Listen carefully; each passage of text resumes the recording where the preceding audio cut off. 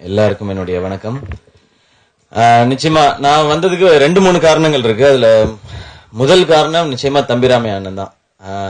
ஆக்சுவலா அவர் சித்தப்பான்னு கூப்பிடுவேன் நானு. நான் அண்ணன் கூப்பிட முடியாது அவர் வயசுக்கு. சித்தப்பா சித்தி அப்படிதான் கூப்பிட்டு இருந்தேன் அவங்கள மலேசியால பார்க்கும்போது. 2-3 படம் கேடிபில்லா கில்லாடுறங்கா, எதிர்நீச்சல், காக்கி சட்டை இதெல்லாம் நடிக்கிறது வந்து மிஸ் ஆயிடுச்சு.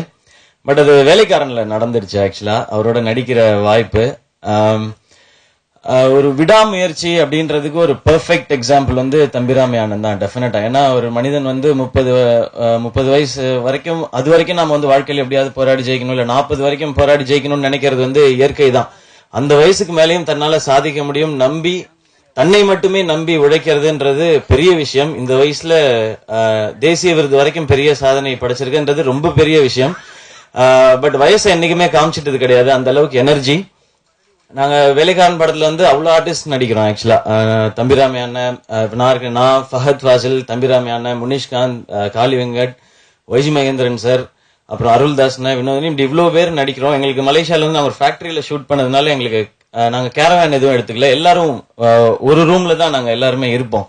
அப்ப அத்தனை பேரும் தம்பிராமையா அண்ணன் பேச்சதான் கேட்டுட்டே இருப்போம் நாங்க. அவர் அவ்வளோ எங்களை வந்து என்டர்டெயின் பண்ணிட்டே இருந்தார் அவரு.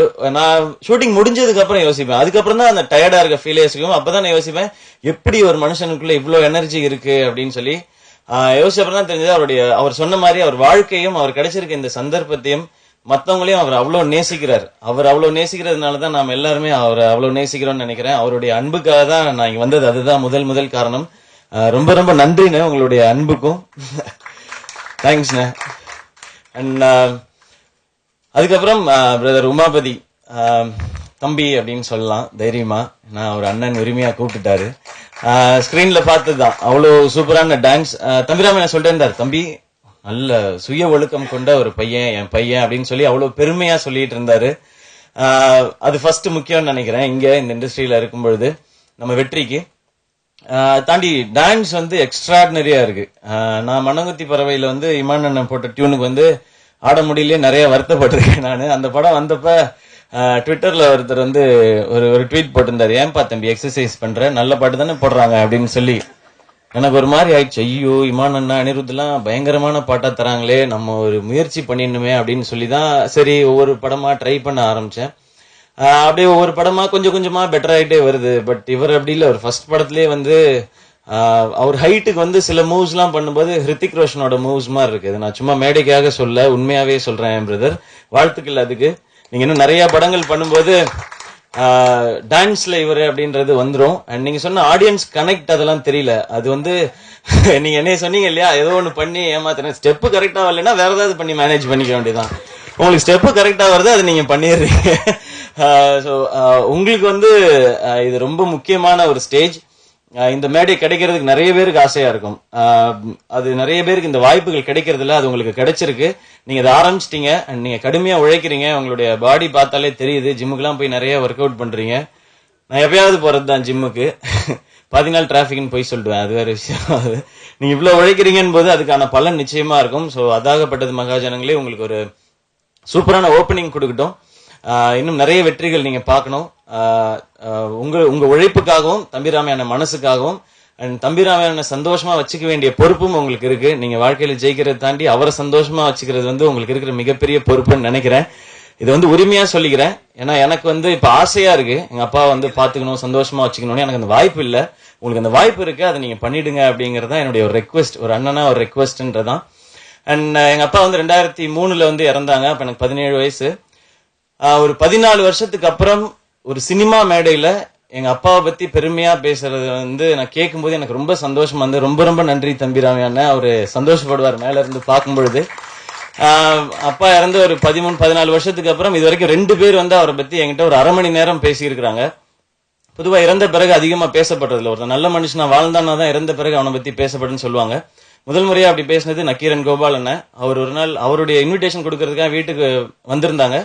அப்ப அவங்களுக்கு தெரியாது நான் வந்து சுப்ரன் தாஸ் அவங்களுடைய பையன் சொல்லி, பிரதர் வந்துருங்க கல்யாணத்துக்கு அப்படின்னு சொல்லி திரும்பி பார்க்கும்போது போட்டோ பார்த்துட்டு கேட்டாங்க, நீங்க வந்து தாசன் பையனா அப்படின்னு கேட்டாங்க. எனக்கு ஷாக்கிங்கா இருந்தது. ஆமா அப்படின்னு சொல்லி, தம்பி எவ்வளவு பெரிய ஒரு மனிதரோட பையன் நீங்க அப்படின்னு சொல்லும்போது எனக்கு அவ்வளவு சந்தோஷமா இருந்தது. ஏன்னா அவ்வளவு பெரிய விஷயம். எங்க அப்பா அவ்வளவு சின்சியரான ஆபீசர். பட் இதை நானே சொல்ல முடியாது, எங்க அப்பா சூப்பர், எங்க அப்பா சூப்பர்னு. எங்க அப்பா சூப்பர்னு கேட்கணும்னு நான் நிறைய ஆசைப்பட்டிருக்கேன்.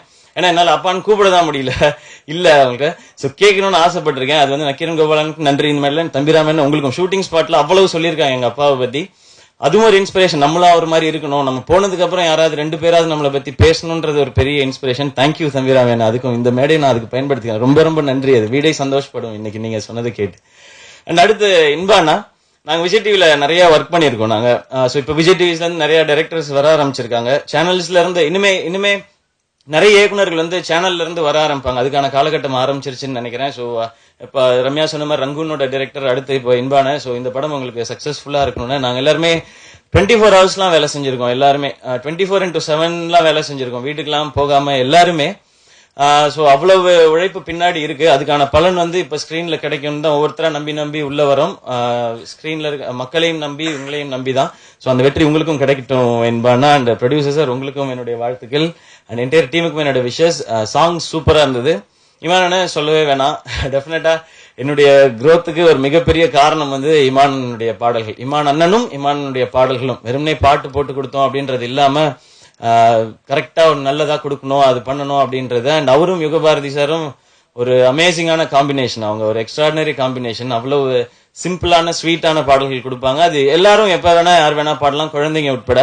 இப்ப அடுத்து பொன்ராம் சாரோட படம் ஷூட் ஆரம்பிக்க போறோம். இமானோட சக்சஸ்க்கு மிகப்பெரிய காரணம் என்னன்னா டிலே பண்ணாம பாட்டை கொடுக்கறது அப்படின்றது. அவருக்காக எனக்கு தெரிஞ்சு எந்த ஷூட்டிங்கும் இது வரைக்கும் வெயிட் பண்ணிருக்காது. ஐயோ இன்னும் இமான் பாட்டு வரல, நாங்க என்ன ஷூட் பண்ணல அப்படின்னு சொல்லி வெயிட் பண்ணிருக்காது. பெரிய எக்ஸாம்பிள் என்னன்னா, இப்ப இந்த மாசம் 16 தான் நாங்க ஷூட்டிங் போறோம். 3 பாட்டு ரெடி அடுத்த படத்துக்கு.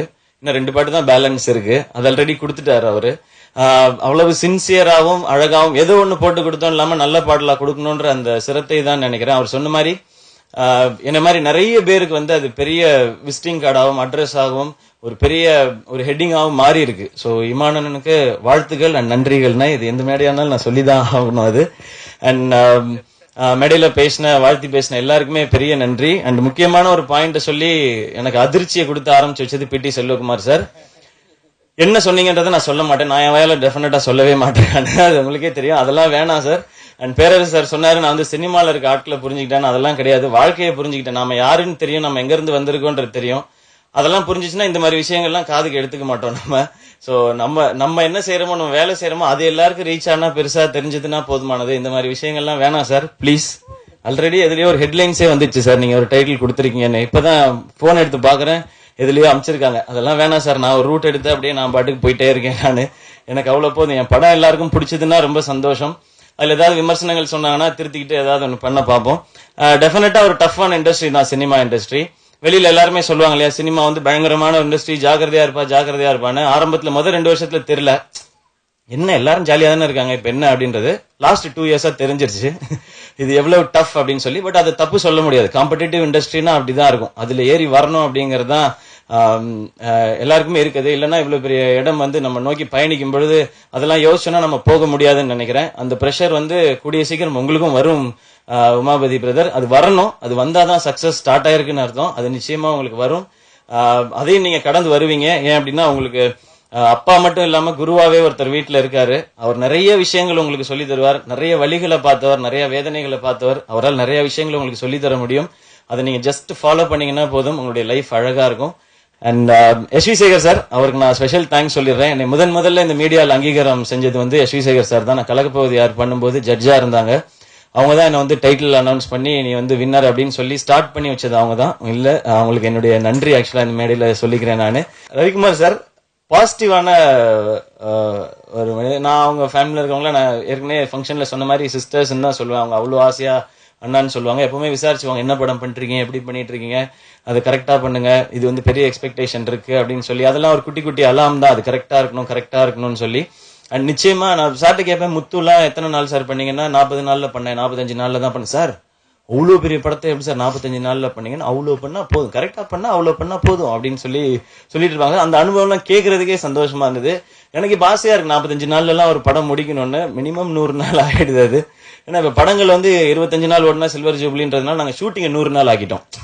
ஷூட்டிங் 100 days அப்படின்னு நாங்க வந்து செலிப்ரேட் பண்ணிக்கிறோம். பட் உங்ககிட்ட பெரிய லேர்னிங் அது இருக்கு சார். டெஃபினட்டா இனி வர காலகட்டங்கள்ல எல்லாருமே பட்ஜெட் கண்ட்ரோல் பண்ணணும்னா அதுக்கு தனியா உங்ககிட்ட கிளாஸ் எடுக்கணும்னு நினைக்கிறேன் சார். நீங்க அந்த கிளாஸையும் எடுக்கணும் சார், நிறைய பேருக்கு அது டெஃபினட்டா தேவைப்படுது சார்.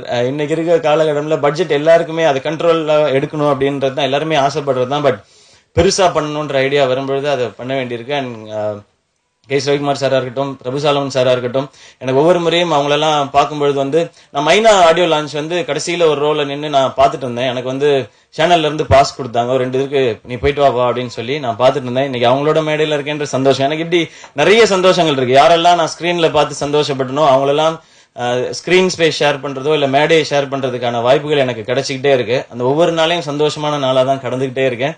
அண்ட் ஜாகவர் தங்கம் சார் உங்களுக்கும் சரி, மனோபாலா சார் சரி, சுரேஷ் சார் உங்களுக்கு, பெரர் சார் உங்களுக்கு, அண்ட் செந்திலண்ண இளவன் சார் உங்களுக்கு, உங்களுடைய நல்ல வார்த்தைகளுக்கு நன்றி. பாராட்டு கேட்கறதுன்றது எல்லாருக்கும் சந்தோஷமான விஷயம்தான். பட் எனக்கு அந்த சந்தோஷப்படுற ஒவ்வொரு செகண்டுமே வந்து அதெல்லாம் ப்ரெஷரா மாறுது. தக்க வச்சுக்கணும், இன்னும் 10ஆவதுரா ஓடுறான்றது.